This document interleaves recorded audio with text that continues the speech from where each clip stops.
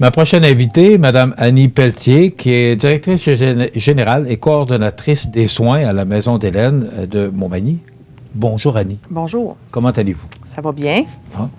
Comment ça va? C'est toujours une question difficile à poser, mais il faut la poser parce qu'en période de pandémie, à savoir comment ça va à la Maison d'Hélène, le personnel, parce qu'on sait que, bon, il y a été une période où les bénévoles ne pouvaient pas aller vous aider.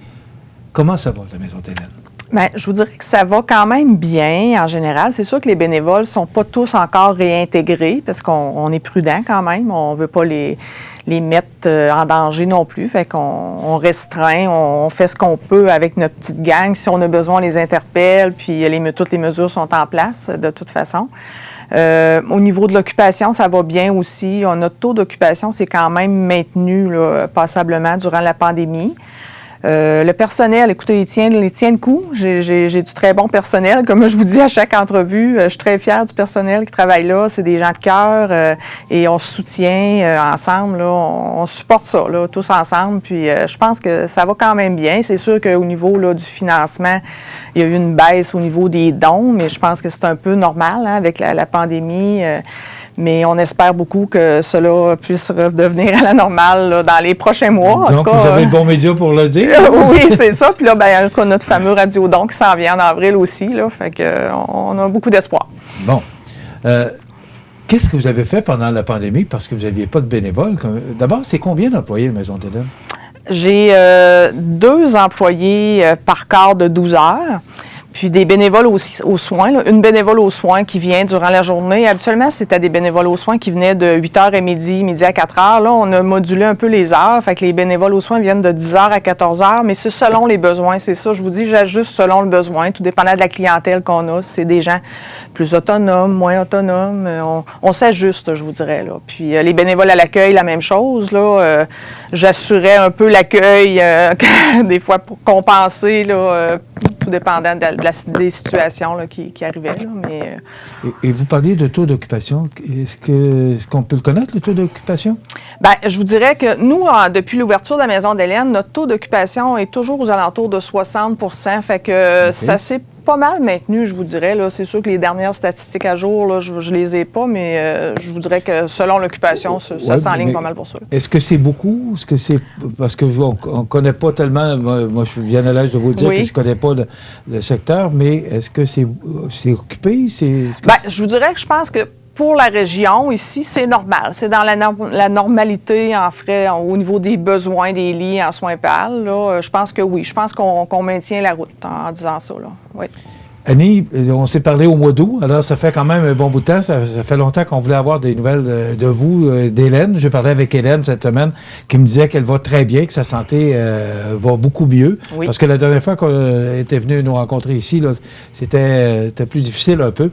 Mais elle m'a confié, je vous transmets le message qu'elle va très bien et que sa santé va beaucoup mieux. Si vous êtes ici aujourd'hui, Yanni, c'est qu'en fin de semaine, on entendait sur les ondes de Radio-Canada que le conseil d'administration de la maison Michel Sarrazin permet maintenant l'aide médicale à mourir. Et tout de suite, ça m'est venu à l'esprit de dire, bon, est-ce qu'on permet l'aide médicale à mourir à la Maison d'Hélène? Alors, c'est pour ça que cette semaine, j'ai pensé, bon, vous rejoindre et informer la population, parce que probablement que si moi j'y ai pensé, d'autres y ont pensé aussi. Est-ce qu'on permet l'aide médicale à mourir à la Maison d'Hélène à Montmagny? Oui, effectivement, le mot « permettre » est important. On permet l'aide médicale. Oui, mais c'est vous qui m'avez repris, pour ça que oui. C'est pas, on n'offre pas l'aide médicale à mourir, on permet. Bien, dans le sens que nous, on n'admettra pas une personne qui veut recevoir l'aide médicale à mourir à la Maison d'Hélène, qui veut venir à la Maison d'Hélène seulement pour recevoir l'aide médicale à mourir, comprenez?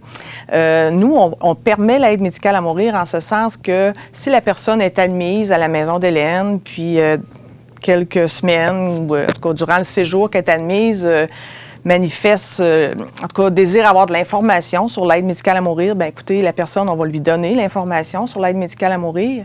Et suite à cela, si elle décide de faire une demande officielle d'aide médicale à mourir, on va le permettre. Ce qui veut dire, nous, en tout cas, dans notre politique de la Maison d'Hélène, des soins de fin de vie, là, de soins palliatifs et fin de vie, le CA, on trouvait probablement un peu insensé qu'une personne qui séjourne chez nous en soins palliatifs, qui reçoit des soins, qui côtoie l'équipe de soins, qui crée des liens avec l'équipe de soins, qu'à partir du moment où cette personne-là, malgré tous les soins qui sont offerts, juge sa souffrance inacceptable, là, ça peut être une souffrance physique ou psychologique. Vous comprenez que la souffrance psychologique est d'autant importante aussi. Alors, à ce moment-là, on trouvait ça insensé de dire « Ah, bien, malheureusement, si votre décision est prise et que vous désirez recevoir l'aide médicale à mourir, nous allons vous transférer à l'hôpital, par exemple, jour X pour recevoir l'aide médicale à mourir. » Ce qu'on faisait à la maison Michel Sarrazin, parce oui, que c'est ça. C'est comme ça qu'on nous a présenté aussi le reportage. C'est ça, parce que notre mission, c'est vraiment d'accompagner les gens dans les derniers moments de leur vie. Alors, je pense qu'on est capable de faire ça à la Maison d'Hélène, d'autant plus qu'on a créé des liens avec ces personnes-là, avec les proches, avec la famille. Je pense que c'était comme insensé de dire, ben là, au dernier moment, bye-bye, on vous transfère. Là, en tout cas, je pense que c'était pas correct de faire ça. Là. Je pense que c'est ça un peu la réflexion qu'il y a eu autour de l'aide médicale à mourir. Est-ce qu'on permet l'aide médicale à mourir depuis que la Maison d'Hélène est ouverte ou avec le cheminement et l'expérience, on a décidé de permettre l'aide médicale à mourir? Non, ça a été dès le départ parce que, vous savez, la loi des soins de vie, c'est sorti en juin 2016. Fait que nous autres, on a ouvert en 2019, en avril 2019. Fait que le cheminement, les réflexions avaient eu le temps de se faire là, avant l'ouverture de la Maison d'Hélène. Puis comme je vous dis, lorsque notre politique de la Maison d'Hélène a sorti concernant les soins palliatifs et fin de vie, c'était déjà inclus dans cette politique-là qu'on permettrait l'aide médicale à mourir à la Maison d'Hélène. Comment ça se passe? Parce que c'est un sujet très délicat, là, mais comment ça se passe? Vous avez ouvert un petit peu la porte, là, que c'est la personne qui peut le demander. Il y a des gens qui sont... Expliquez-nous exactement comment ça se passe. Bon, écoutez, la personne là, qui fait la demande officielle d'aide médicale à mourir, premièrement, doit le faire à un professionnel de la santé et doit compléter le formulaire d'aide médicale à mourir. Ce formulaire-là doit être complété en présence du professionnel de la santé, qui peut être l'infirmière ou le médecin, pour ce qui est de la Maison d'Hélène, si vous voulez.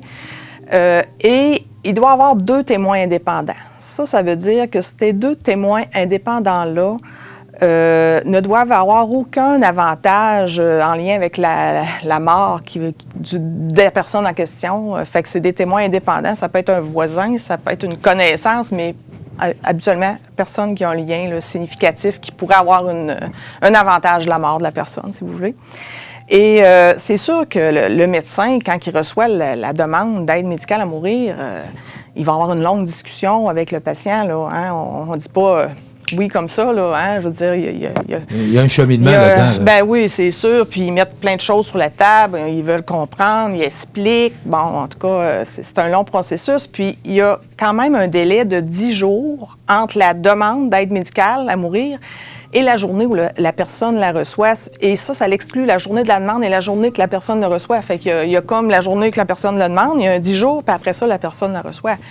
Et nous autres, à la Maison d'Hélène, les médecins viennent faire des visites à chaque jour. Donc, à chaque jour, le médecin voit la personne et ça va être des discussions journalières. Là. Je veux dire, ça sera pas... Pendant ces 10 jours-là. C'est sûr, là, tu sais, que ça va toujours être un sujet à chaque jour.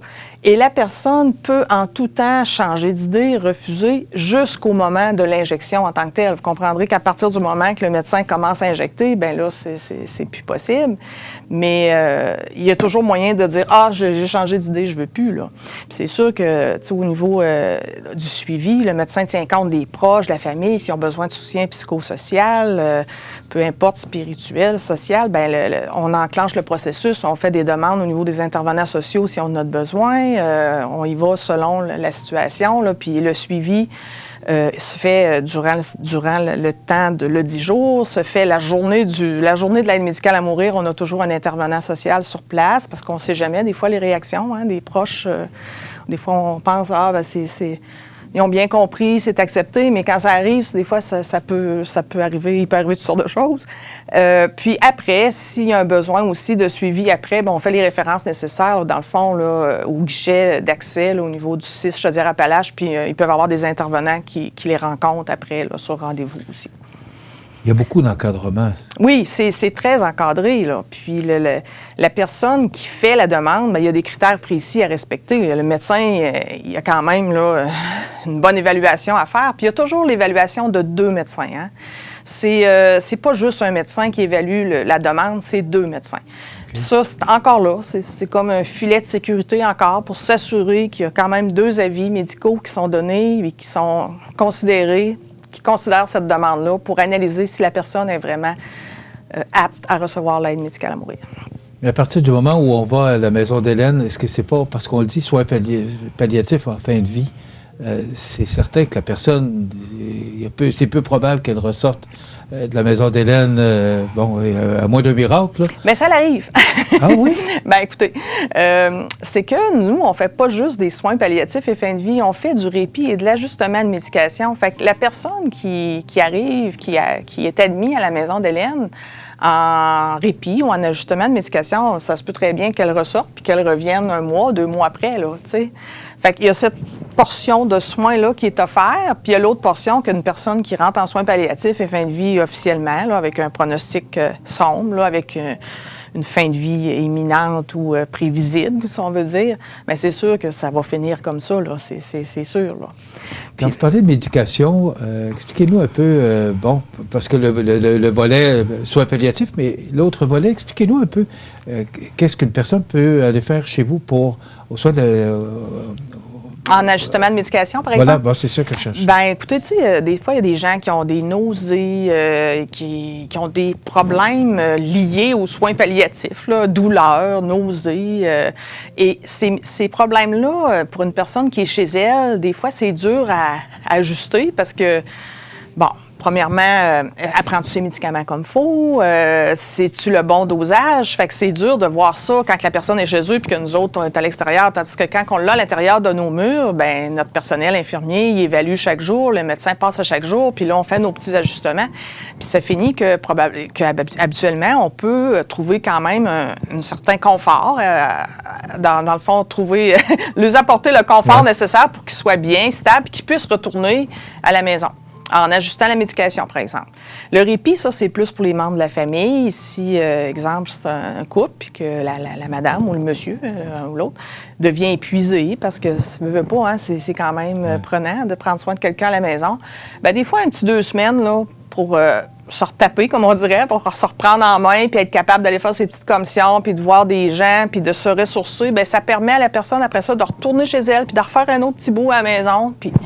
Comme je vous dis, nous, c'est possible qu'ils reviennent là, si ça ne fait pas. Là, je veux dire, on ouvre les portes grandes comme ça pour les réaccueillir au besoin. Là. On parle encore de changer le projet de loi sur l'aide médicale à mourir. Est-ce qu'on a autant de demandes qu'on le pense? Pas tant que ça, là. Oui, et ça fait longtemps que je vais poser la question, oui. Parce qu'on entend tellement parler de l'aide médicale à mourir, et la question pertinente, c'est est-ce qu'il y a tant de demandes que ça? Pas tant que ça, parce que je vous dirais que, bon, vous savez, on a de la médication qui peut aider beaucoup à ces gens-là. On a de la sédation palliative intermittente ou continue. Là, la différence intermittente, c'est que les gens, on leur administre des médicaments, mais ils ont des périodes d'éveil à travers la sédation. Tandis que la sédation palliative continue, bien, ça, la personne, elle s'endort, puis elle va rester dans un profond sommeil jusqu'à la fin. Fait qu'il y a des gens que ça leur convient, qui sont capables de vivre avec ça, puis que leur besoin est comblé avec ça, dans le sens que leur souffrance est atténuée, puis c'est vivable pour eux autres. Mais il y a d'autres personnes que, malgré tout ça, des fois, c'est de ne pas être capable de savoir que nos proches vont nous voir comme ça. Ça, pour eux autres, c'est une souffrance psychique là, qui est insupportable. On appelle la dignité, là. Oui, c'est ça, tu sais, puis qui sont pas capables, c'est ça, leur dignité, et, tu sais, les autres, là, c'est vraiment insupportable pour eux autres. Puis, ça peut être... je sais pas, écoutez, il y a des cas particuliers que des fois, les souffrances, c'est difficile à soulager, même avec la médication, puis malgré tous les efforts, toutes les possibilités qu'on a, il reste toujours un petit quelque chose, puis cette personne-là accepte pas ça, là, tu sais. Fait que à ce moment-là, c'est là que vient le jour où ce qu'il pense à demander l'aide médicale à mourir. Probablement, je l'ai jamais vécu, mais dans l'expérience qu'on vit, c'est un peu ça. Et... bien, à ce moment-là, écoutez, c'est pas la majorité, là. Je vous dirais que dans nos stats annuels, c'est peut-être 0,5 % du nombre d'admissions. Fait que ça représente pas beaucoup de personnes, là. Puis, il y a des gens qui font la demande et que malgré tout ça, des fois, selon la situation, parce que s'ils deviennent inaptes, on peut plus l'administrer, l'aide médicale à mourir, bien, ça finit qu'ils ne la reçoivent pas. Ça peut arriver. Ça peut arriver, ça aussi. C'est des situations qui peuvent arriver. Ça va être là, notre lanterne, savoir, parce que j'aurais pensé qu'il y avait plus de gens qui demandaient l'aide médicale à mourir, puisque je comprends, c'est pas... on permet... C'est pas la majorité. C'est pas du tout. On permet, mais... On permet. C'est comme je vous dis, c'est parce que pas la permettre, c'est un peu... en tout cas, illogique dans le sens des soins qu'on leur apporte, du soutien qu'on fait avec eux autres, des relations qu'on crée avec ces gens-là. Là, c'est comme... en tout cas... Annie, c'est tout le temps qu'on a, mais merci beaucoup parce que ça a quand même donné beaucoup d'éclaircissements par rapport à l'aide médicale à mourir. Merci d'avoir été avec nous. Merci. Et c'est le Radiodon qui a lieu au mois d'avril? Oui, au mois d'avril. Le 26, là, le dimanche, c'est le 26, je crois, cette année. Là, dimanche, le 26 avril. Là. Fait que je vous invite à participer en grand nombre. Là. C'est sûr que nous, on a beaucoup comment je vous dirais, vous avez des besoins. Des besoins, puis on mise beaucoup sur le Radiodon là, pour nous aider là, cette année, là, surtout en temps de pandémie. Bravo pour ce que vous faites. Merci beaucoup. Et bravo et salutations à toute votre équipe et également aux bénévoles pour ce que vous faites à la Maison d'Hélène. C'est tellement important pour notre communauté. Merci beaucoup. Merci beaucoup. Madame Annie Pelletier, qui est directrice générale et coordonnatrice des soins à la Maison d'Hélène, la maison de soins palliatifs en soins de fin de vie. Soins palliatifs. Je l'ai bien dit, oui. Alors, merci beaucoup d'avoir été avec nous. Dans quelques instants, José Soucy.